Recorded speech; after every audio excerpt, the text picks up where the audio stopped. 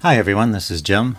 Welcome to this Blitz chess postmortem video. This is a postmortem of my Blitz chess game number 31, where I played e4 and my opponent chose the Philidor counter-gambit.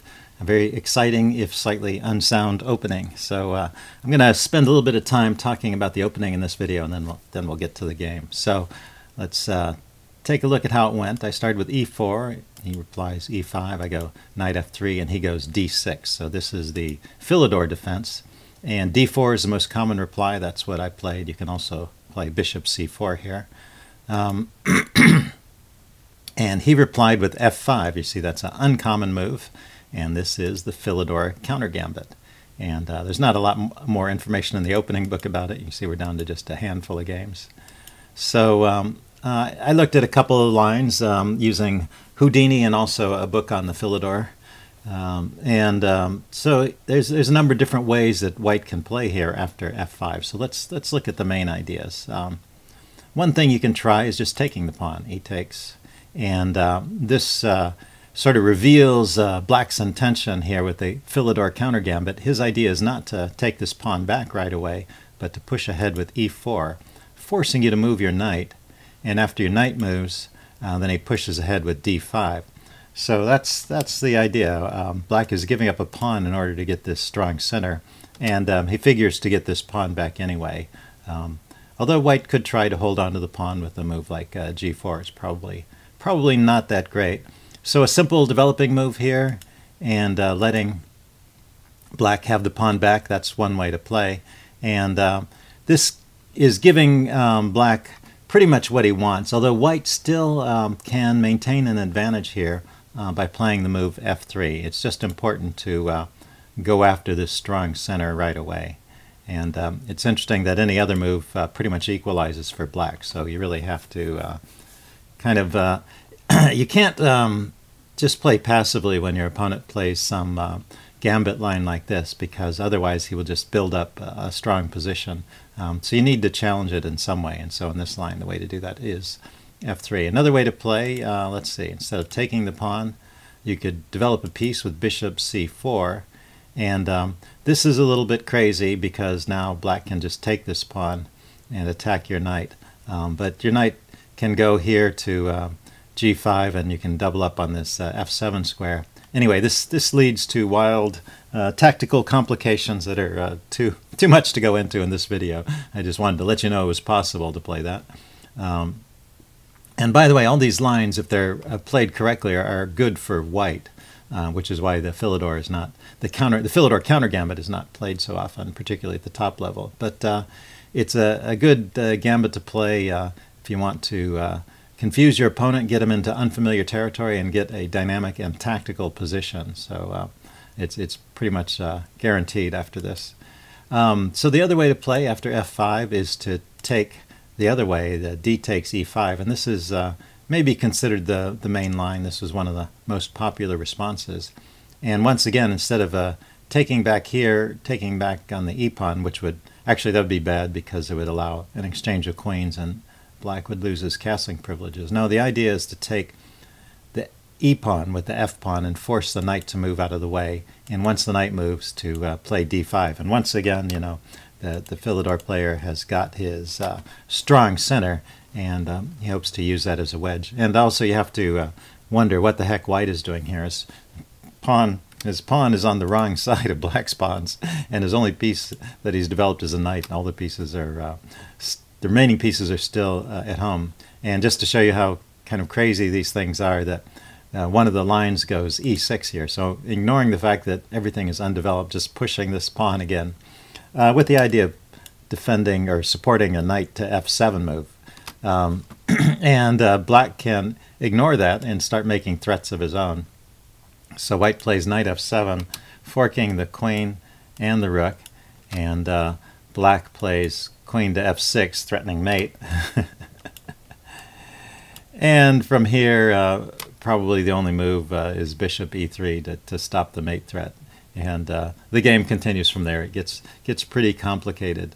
But if it's played well, once again, there's an advantage to white here, although it's hard to see at this point. I guess what happens is the bishop comes out to d3, Black, here, let's erase these lines. The bishop comes out here to e3. Black pushes his pawn forward to attack the bishop, and then the bishop can go here and attack the queen now that this bishop has been blocked by its own pawn, and then the queen has to move, and that's the way I think white can grab the rook after that. But anyway, this is a line you play at your own risk because obviously there's danger in every move. The move I played is knight c3, and this is maybe the safest way to play against the Philidor.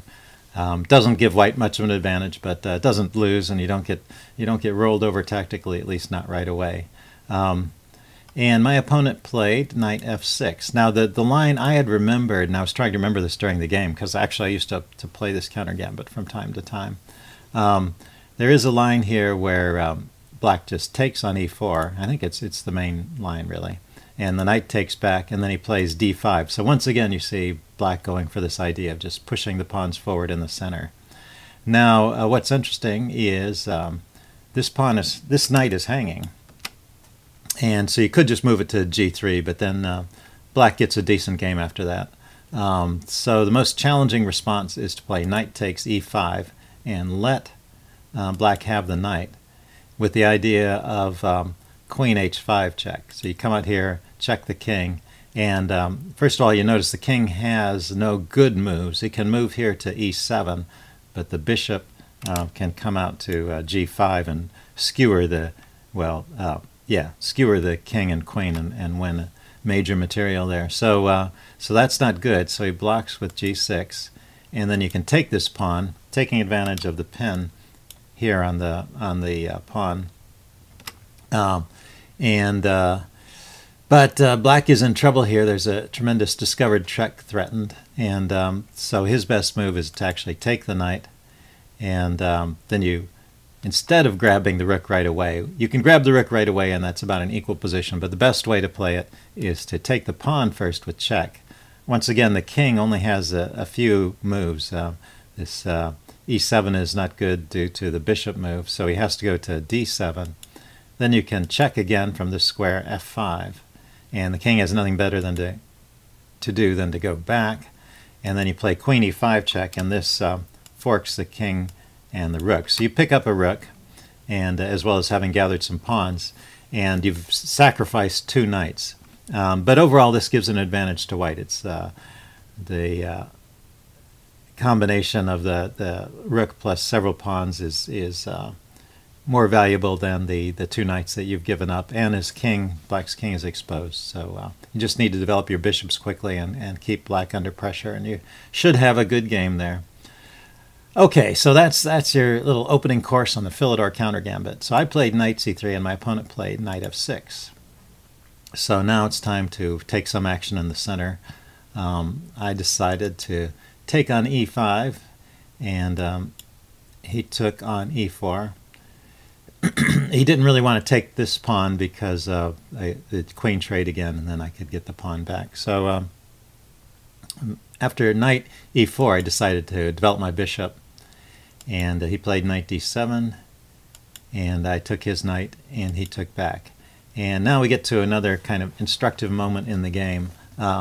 Before taking his knight, I realized the pawn was coming here and was going to threaten my knight. And I said, oh, well, the pawn comes here, attacks my knight, I can just play knight to g5 again, attacking that pawn and possibly winning it back. And it looks like he can't push this pawn right away. And I thought, well, I'm making this threat on f7. I thought that would be pretty strong. But it turns out this is not the best move, and you'll see why later. After playing these two moves, this is okay. White has other options besides just moving the knight, and this is a little hard to see because you're thinking, well, my knight is under attack and I've got to move it. But keep in mind that you can always make a bigger threat. One way to respond to a threat is to make a bigger threat, and there's a couple of bigger threats that White has here. So why don't you take a minute, see if you can find the moves. There's a couple of them that might be good, and try and decide which one you would play. And go ahead and pause the video if you want some time to think about it. It's a good position worth considering. I'm going to give away the answer here. The strongest way to play, according to the computer, is you first develop your bishop here to g5 while it's still supported by the knight. Even though this knight is under attack, it can support the bishop, and the bishop is attacking the queen, so that's a bigger threat, and black has to respond to it. And really, the queen has no moves, so his only response is to block with the bishop.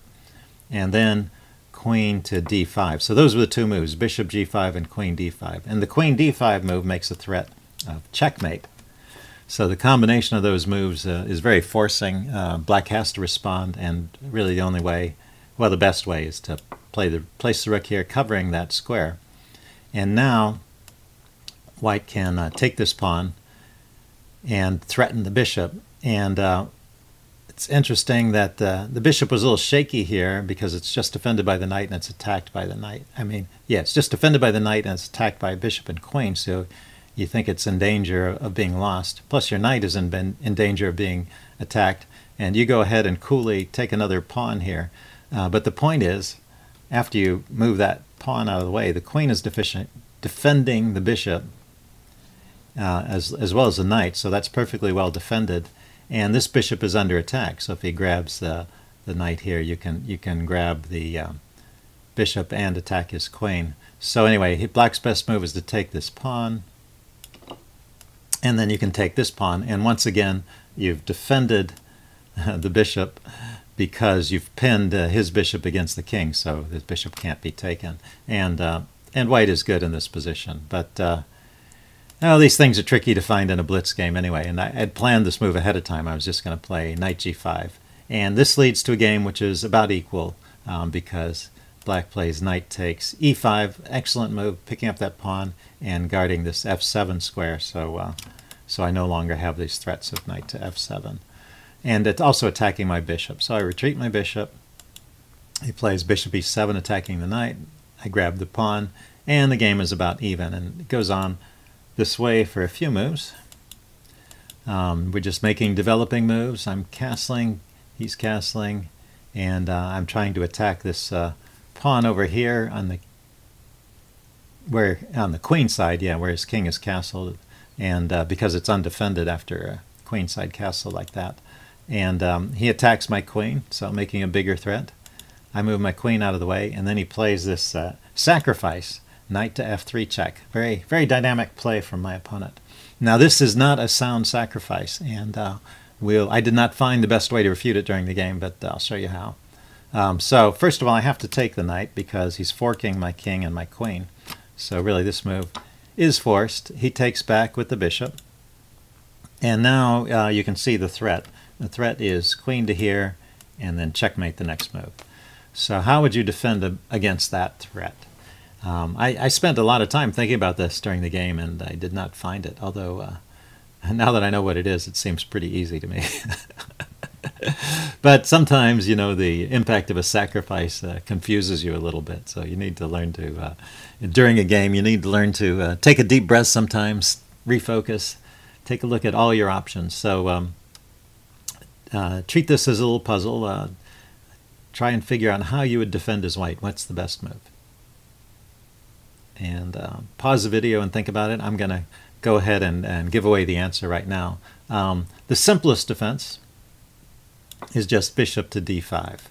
And this attacks the bishop, so if the queen comes out here, then you just take the bishop and there's no time for checkmate. So it's all about the timing. I think when I was thinking about this during the game, I was confused about the timing. I thought if his queen was already here, then this move is too late. But this move, since I get this move in first, bishop d5, his move is too late. And he can just take the bishop or do something else. But anyway, that pretty much diffuses it. There's one other kind of clever way to defend, which is you play the move queen d3. Let's see, where are we? Oh yeah, the other reason I wanted to say, the other reason I was confused in this position was I had planned to bring my queen over to this square and defend against his queen coming in. And I didn't notice until I got to this point that actually that's guarded by the bishop. So my original plan defense has fallen through, and you know, I was trying to think. I was also thinking about, well, do I have time to take over here and check his king? but his mate threat comes too fast for that. So I was thinking about all these other things. I didn't find the best defense, which is just bishop d5, like I said. But yeah, so he takes there, and the other defense is a kind of funny one. It's queen to d3, and you say, what the heck? You're allowing your opponent to just come in and threaten mate?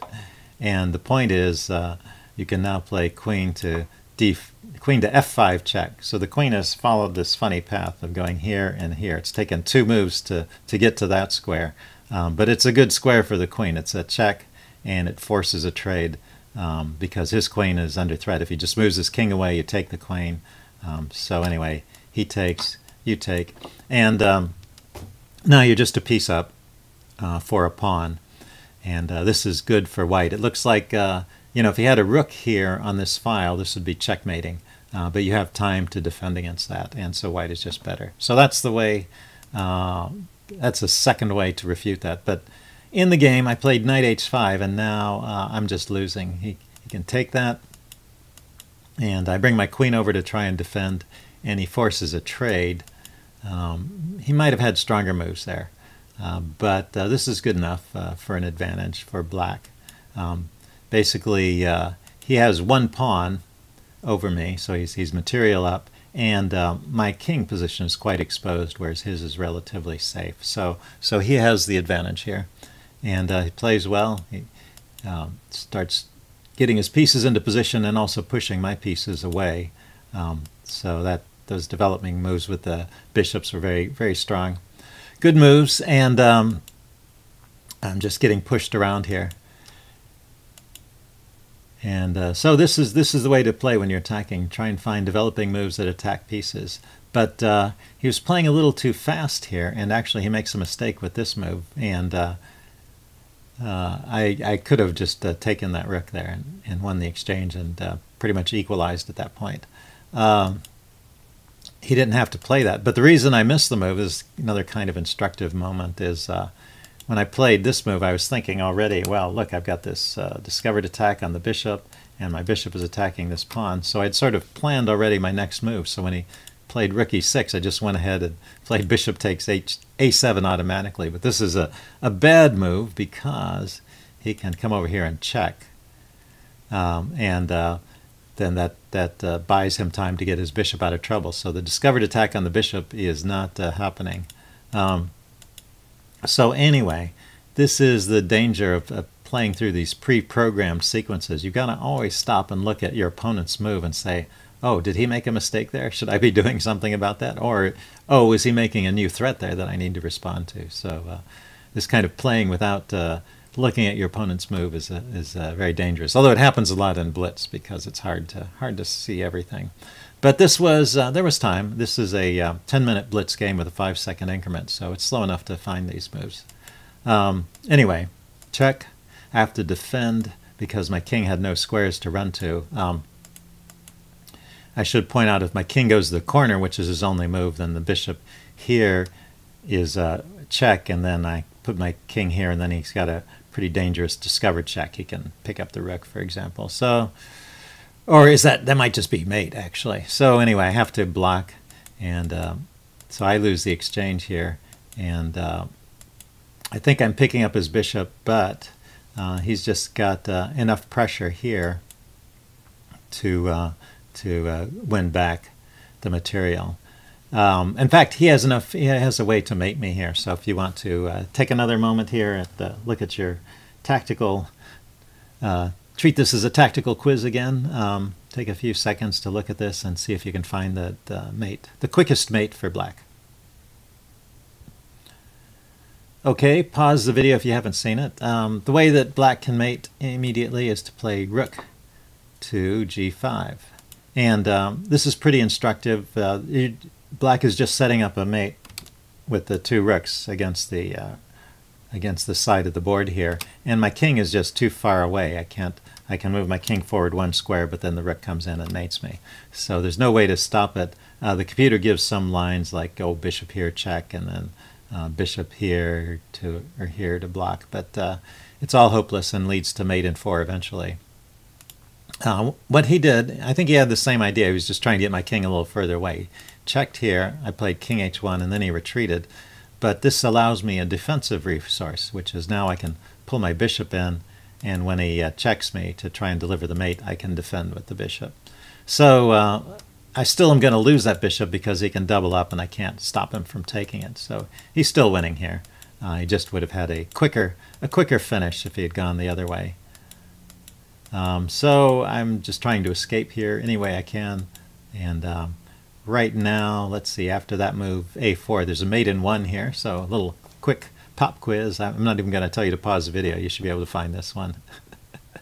The answer is you move this rook to f3, and that's checkmate, because the rooks are covering these 2 rows, and the 2 pawns are covering all the escape squares. So that's a nice little box for the king, and he has no way out. Let's see, he checked with the other rook, and so I get to run around a few more moves. But basically this is game over, and he kind of traps my bishop. I should have moved my bishop maybe to that square, but here he just takes the bishop. I just lost it for no reason, and I resign at this point. So anyway, pretty interesting game. Hope you guys enjoyed that. And I wanted to add one other thing. I'm not going to post a new video for a while because I'm going to be playing in a over-the-board tournament this weekend. It's going to be a slow time control. It'll be it's 30 moves in 90 minutes, and then 60 minutes for the rest of the game, so 2.5 hours per side. It's a 4-round Swiss system, so it'll take up the whole weekend. And so I won't post any videos for a while, but maybe what I'll do is I'll select the my best game from that tournament and do a video annotation of it here. Slow motion replay, as it were. So stay tuned for that, and hope you guys enjoyed this video, and if you have any comments, leave them in the section below. Thanks. Bye.